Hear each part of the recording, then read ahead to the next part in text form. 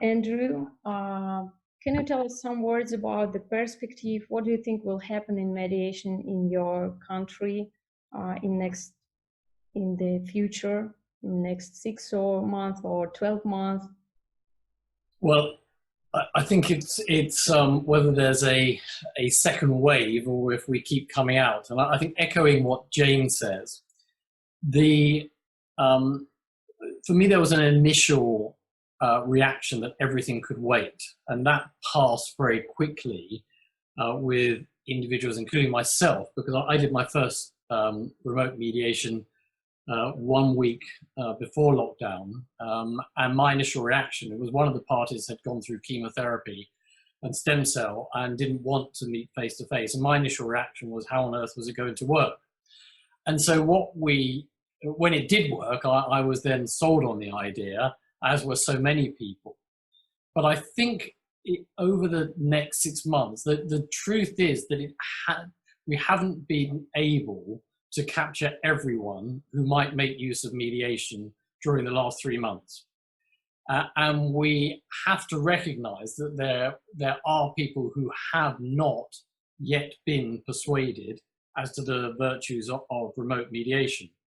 So I think what's going to happen is going to depend on the mediation community, and indeed the gatekeepers of mediation, which in the UK are largely the lawyers, continuing to extol the virtues of remote mediation as being a satisfactory and more than satisfactory means of mediating and getting a settlement.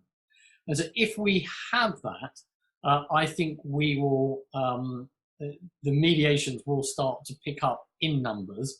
I think the majority of them are going to still be remote because people are going to be hesitant to meet. But I think also people are seeing the benefit of not having to travel. People are seeing the benefit of, in fact, the immediacy that you can have the mediation. So I got an inquiry this week, which was, can we do a mediation next week? And that does happen, but it doesn't happen. It happens rarely in terms of face-to-face mediations when people are booking rooms, etc.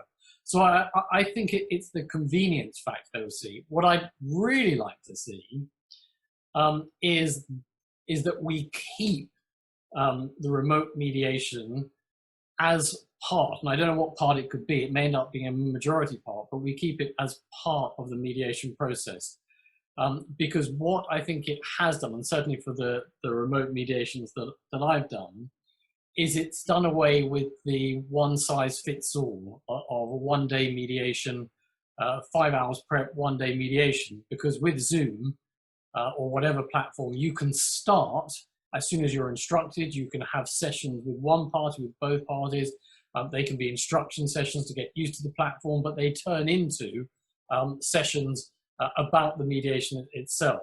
So the mediation for me has, although it's not face-to-face at the moment, it's moved from being simply a mediation day and maybe 1 or 2 telephone calls to being several Zoom meetings and then a Zoom mediation day. And I think that is what's going to increase over the next 6 months. And my guess is that will become the norm. You will have a mixture of remote and face-to-face, because ultimately there are elements of the face-to-face that you cannot replicate through the screen. Yeah, I'm Jane Gunn. What about you? Okay, I mean, I echo very much things that Andrew and Jane have said. My experience of online mediation has been good. I had a client in France where I might otherwise have got on an airplane and gone over to Paris, but I managed to do it all online. I actually had a translator involved in that mediation as well, and that was very effective. And the thing I found, which I think is Andrew's saying, is that you can definitely plan. It doesn't have to be a one-size-fits-all mediation, doesn't have to fit into one day. So for that mediation, we've had it over several sessions, so you can plan and design with the client. Do you want to have it all in one day, or do you want 2 half days, or what actually works for you? My experience of mediations, depending on what the context is that sometimes it is helpful for people to have some time to go away and process what they're hearing and what they're thinking. They don't need to be put into a pressure cooker to make a decision within a certain amount of time, and giving them the time and space to think through their options and make some decisions can be helpful. And in this particular case, it was. So that was all a great experience for me. And I think as people are getting more confident with Zoom and with the technology, then we are going to see more meetings of this kind, I think. I found, I guess from a personal experience, that perhaps it took me a little bit longer to build the trust and rapport of the parties to get the information back. Perhaps that was a little bit slower, and I think we've obviously got to refine our techniques and understanding what's the difference in seeing people when you're only seeing the top half of them. Usually as mediators, we're taking a lot of information about body language, about the context. You're seeing people in an overall surroundings, and I'm just getting used to the fact that I've got a very limited view and their very limited perspective of what the body language is telling me. So I'm interested to learn more about that and learn more how I can improve that side of mediation. So it's very much about sort of understanding the human dynamic of it, as well as the technical and technological dynamic of the mediation, and how we can get that bit to work as well. And I think, like Andrew says, the fact that you can have several meetings leading up to the mediation on Zoom is going to help to break down those barriers so that you feel you get to know people. And this particular client, I've worked with the client before, but I hadn't worked with the parties at all before, and yet being only online, I felt I got to know them really well, and certainly got good feedback from that. So I really think it's exciting, actually, that we do have the opportunity now to be able to help people who are not within our geographical area, that we can offer creative structures to mediation and solutions, and maybe even add other things into the mix. You know, perhaps we can add in some coaching or some consultancy or other things that we as mediators are skilled at doing that could help to enhance the client's experience and fulfill their needs as well. So I think it's exciting, actually. Jane is always positive. Thank you so much. I am. Thank you so much. Thank you. Kristin, would you tell us some words about your thoughts? Well, it's very interesting to hear from all of you about what you're experiencing across the pond, as we shall say. Similar over here in I don't want to speak for the entire country, but similar over here in California anyway. You know, we had basically a 3-month shelter-in-place order, which is what California calls it. You know, we're slowly coming out of it, although we're still not. California's technically still under a shelter-in-place order, which means we're supposed to be staying as close to home as possible. A lot of businesses still aren't technically open, although some are coming out of it. We're technically supposed to be not having gatherings of 10 or more, staying 6 feet apart when we are.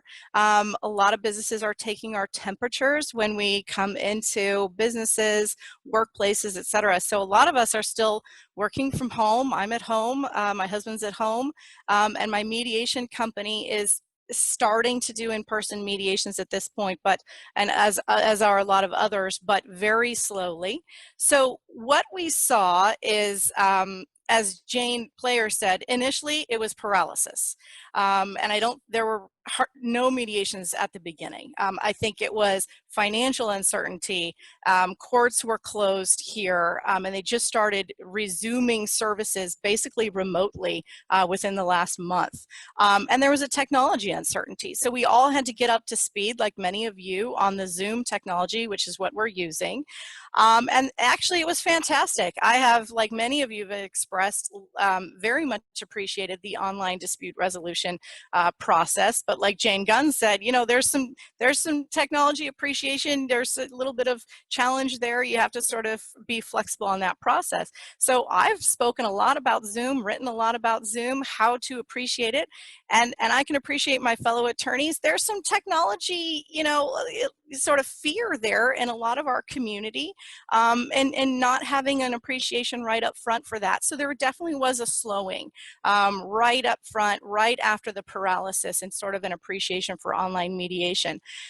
After that, as the courts are resuming, similar to what I heard, I think Jane Player said, the courts sort of got on everybody a little bit to sort of appreciate and embrace the technology of online dispute resolution. So that started happening in sort of a wave. Now, as some of you expressed, there is a little bit of a mixed appreciation now for coming back a little bit in person, but also using the online dispute resolution process. And so we're seeing some of that. Some mediators are going in already and doing in person, and some are hanging back and saying, I'm not ready yet based on health and safety regulations and personally what each mediator feels. And then, you know, some are actually having mixed right in each mediation. So you'll have some in person right now with a component of online, which is interesting as well. To go back in person right now, we're wearing masks and or face shields. So I haven't heard anybody say that yet, which is really interesting. I haven't done an in-person yet, so all mine have been on Zoom. But I anticipate sort of toward the end of the month, or early next month, that I will be called in. What I have found fascinating is some of my clients were sort of rushing to in-person, and then they changed and they asked if they could then go back online, because I think they weren't quite ready yet. I do think we'll have a mixed system going forward, and I think it's because people are embracing the online dispute resolution process, like many of you have said, and why, and I don't know that I need to repeat that. But one thing I have found is, you know, I mediated online even before the coronavirus, right? I had some parties that were overseas. I had some health reasons beforehand. And so it's just not a new thing. We're all using it more than we did before, but it's not a new thing. And I think online dispute resolution is convenient. It works for all the many reasons you all have said when we're separated.